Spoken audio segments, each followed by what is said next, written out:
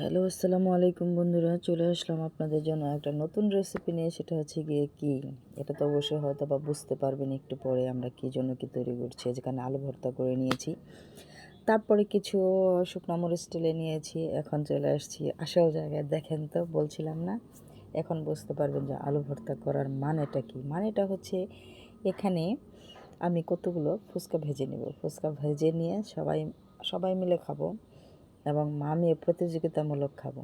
এর জন্য, যেহেতু প্রতিযোগিতা হবে, সেখানে তার অল্প স্বল্প করে ভাজলে হবে না, তাই অনেকগুলো আমি ভেজে নিলাম। ভেজে নেওয়ার পরে দেখেন, এখানে ফুচকা অলরেডি 2 প্লেট নেওয়া হয়ে গেছে, সাথে আলু ভর্তা আর টক, সেই মজা।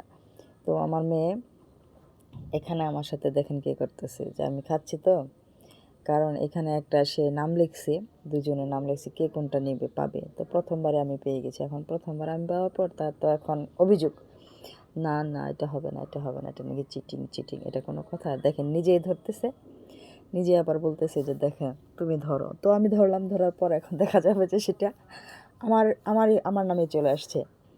তখন আমি আবার নিয়ে আমি খাচ্ছি। এখন সে বলতেছে এটাও নাকি চিটিং চিটিং। বলেন তো, বাচ্চাদের সাথে আসলে পারা যায় না। বাচ্চারা যেটা বলবে ওটাই রাইট, রাইটটাও রাইট ধরা চলবে না। তো মা মেয়ে মিলে